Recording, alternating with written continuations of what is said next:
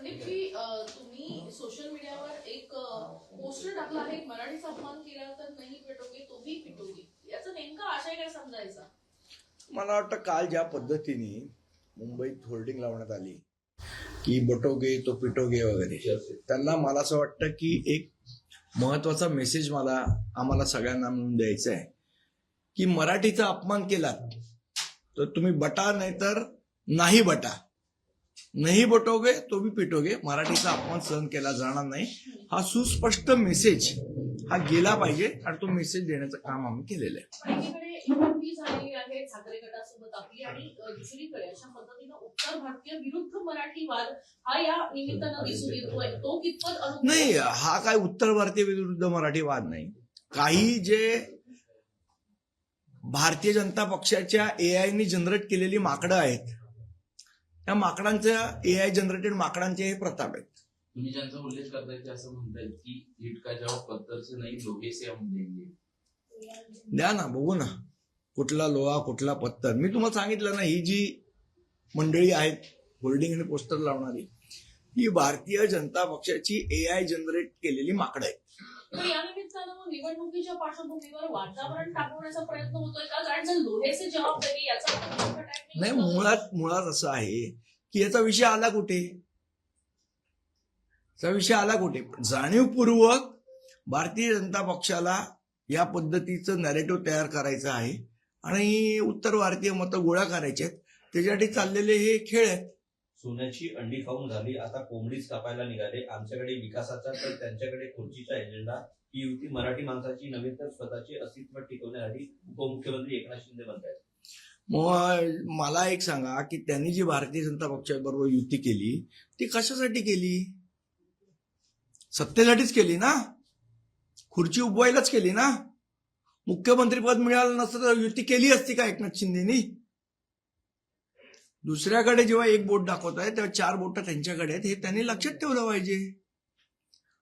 अदानी फॅमिलीसाठी महानगरपालिका नाही, हे त्यांनी लक्षात ठेवावं. त्यांनी असंही म्हटलंय की आमची डेव्हलपमेंटची युती आहे आणि त्यांची सेटलमेंटची युती आहे. असं कसली डेव्हलपमेंट केली? मला एक त्या प्रश्नाचं तो उत्तर द्या. 2 पूल आणि 1 रस्ता म्हणजे डेव्हलपमेंट होत नाही. इथे राहणाऱ्या मुंबईकरांचा हॅपीनेस इंडेक्स किती आहे? खरोखर जनता खुश आहे का? मला असं वाटतं जर जनता खुश असेल तर ती प्रगती असते, तो विकास असतो. इथे जनता कुठे खुश आहे? लोकांना नोकऱ्या नाही. एक अटल सेतू बांधलाय पण इथले रस्ते सगळे खड्ड्यात भरलेले आहेत. रोज तर काय उठून मी रोज अटल सेतू वरनं नाही ना जाणार आहे. जे मुंबईचे रस्ते आहेत त्याची काय अवस्था आहे? जागोजागी कचरा पडलेला आहे. कचऱ्यामध्ये 2-2 हजार कोटीचे भ्रष्टाचार केलेले आहेत. याची उत्तरं भारतीय जनता पक्षाला द्यावी लागतील ना. शेवट तुम्ही 20 वर्ष सत्तेत होतात महानगरपालिकेत, भारतीय जनता पक्ष विसरली का? त्यांनी असंही म्हटलंय की गेली 25 वर्ष शिवसेना सत्तेमध्ये होती आणि गेले 25 वर्ष भारतीय जनता पक्ष सत्तेत होती महानगरपालिकेत. पहारेकरी म्हणून स्वतःला म्हणून घेत होते. ते पहारेकरी का झोपा काढत होते का डोळे मिटून हात पुढे करत होते? एकदा उत्तर त्यांनी पण द्यावं. आशिष शेलारांनी देखील काल टीका केली. ते म्हणते की कालची पत्रकार परिषद होती ही शॉकिंग होती. आवडली की नाही आवडली? सेन्सॉर झाले नाही म्हणतात. त्याचं शेलारांचा प्रॉब्लेम असा आहे, त्यांना सध्या त्यांच्या पक्षात विचारत नाही, त्यामुळे रोज हल्ली त्यांना रामदास आठवले चावलेत.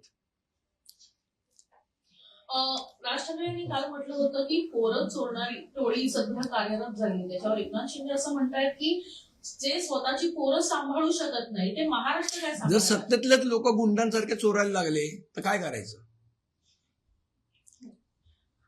दुसरीकडे आम आदमी पार्टीनं कुठेतरी तुमची बाजू घेतलेली बघायला मिळत आहे की BMC is not a family business, असं जेव्हा बीजेपीने राज ठाकरे आणि उद्धव ठाकरे यांचा फोटो घेऊन ट्विट केलं होतं, त्याला आम आदमी पार्टीनं रिप्लाय केला आहे. आणि अमित साटमपासून राहुल नार्वेकरांपासून कसे फॅमिली पॉलिटिक्स मध्ये अहो, यांचे किती सांगायचे. आता कोण, मला वाटतं अमित साटमांचा मेहुणा पण आहे ना नगरसेवक, शेलारांचा भाऊ आहे, दरेकरांचा पण भाऊ आहे.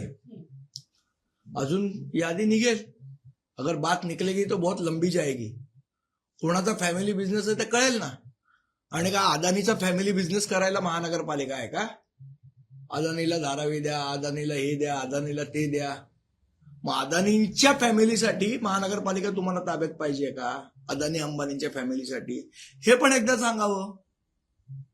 मतांसाठी आता पलटी मारत आहेत, पण यांची जुने पापे त्यांना धुता येणार नाहीत. मुंबई आणि महाराष्ट्रातही हिंदुत्ववादीच आहे. महाराष्ट्रही हिंदुत्ववादीच आहे. माझी पैदास हिंदुत्ववादी असं मुख्यमंत्री देवेंद्र फडणवीस. आम्ही काल बघितली व्हिडिओमध्ये पैदास. काय त्यांच्यातून म्हणायचे अल्लाह हाफिज असं त्याच्यामध्ये उल्लेखित आहे. अरे ज्यांची पैदास हिंदुत्ववादी आहे त्यांचे व्हिडिओ आहेत ते. किती छान हिंदुत्ववादी दिसत आहेत त्याच्यात. ते कौतुक वाटलं म्हणून व्हिडिओ ट्विट केले. असं काही आणखी व्हिडिओ मुंबई महानगरपालिकेचा रंग हिरवा करण्याचा प्रयत्न हा करण्यात येतोय असा आरोप जो आहे तो ठाकरेंवर होताना बघायला मिळत आहे. हिरवा रंग आणि ठाकरेंवर आरोप.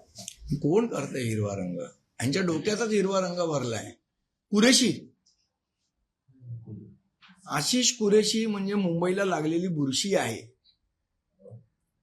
कुरेशींनी आम्हाला शिकवू. आणि मला एक सांगा, जेव्हा रजा अकादमीचा मोर्चा निघालेला हुतात्मा चौकाचे आपल्या आझाद मैदानाच्या इथे, त्यावेळेला ज्या पद्धतीची, त्यावेळेला कुठे होत्या हो यांचे हिंदुत्ववादी?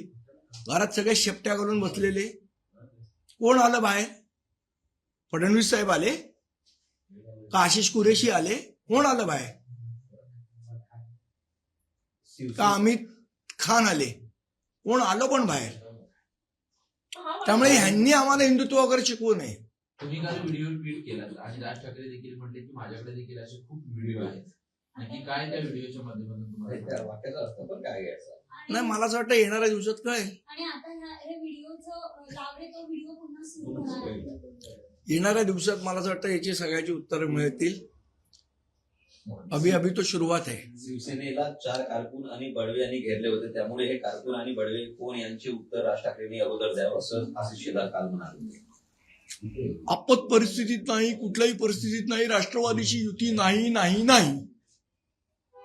एकीकडे महायुती सध्या सक्रिय असलेली बघायला मिळते, मात्र त्याच्यामध्ये अजित पवार पुढे सक्रिय नाहीये. अजित पवारांना डावलून मला वाटतं अजित पवारांना प्रश्न विचारा, तेच उत्तर देऊ शकतात. मी त्यांच्या वतीने उत्तर कसं देणार? पण मग हिंदुत्व आणि हिरवा रंग हा अजेंडा पुढे येण्यासाठी अहो, जे नवाब मलिकांच्या मांडीला मांडी लावून बसले ते का आम्हाला शिकवत आहे? सत्तेसाठी बसले ना. नवाब मलिकनं घेतलं ना पत्राखाली. एवढे पर्सनल आरोप नवाब मलिकांनी ज्या देवेंद्र फडणवीस साहेबांवर केले, त्या नवाब मलिकांना सोडवण्याचं काम कोणी केलं? भारतीय जनता पक्षानेच केलं ना. बरोबर यांची अजित पवार साहेबांची युती झाली आणि नवाब मलिक सुटले जेलमधनं. लोक काय मूर्ख आहेत का? लोकांना कनेक्शन कळत नाहीत काही? ज्या भुजबळांवर यांनी आरोप केले त्याच भुजबळांना मंत्रिपद मंडळात घेतलं. ज्या त्या हसन मुश्रीफ ते हातोडा घेऊन बिचारे किरीट सोमय्या गेले, त्यांचा हातोडा पण लोंबकळला त्याच्यामध्ये. मनसे आणि ठाकरे गटाची युती झाल्यानंतरच छत्रपती संभाजीनगर येथील सुमित तांबेकर जे सुमितचा विषय वेगळा आहे. आमची त्याचं बोलणं चालू आहे. थोडी नाराजी आहे, आम्ही बोलू त्याशी. पण मग ही नाराजी दूर करण्याचा प्रयत्न असेल. आम्ही बोलू, आमचे नेते मंडळी बोलतील त्यांच्याशी. जागा वाटपाचा काही पेच नाही, उमेदवारच मिळत नाही ठाकरे मधून असं देखील सांगितलं योगेश कदम. कोण? योगेश कदम का बैठकीला हजर होता आमच्या? फुल फायनल यादी कधीपर्यंत येऊ शकते? कारण अवघे 21 दिवस राहिले. अजूनही चर्चा चालू आहे. आज उद्यामध्ये यादी फायनल. या प्रोसेसमध्ये मी नाही, आमचे वरिष्ठ नेते नांदगावकर साहेब आणि सरदेसाई साहेब बघतायत. ते तुम्हाला 1-2 दिवसात संपूर्ण सांगतात. ते तब्येत बरी नाही.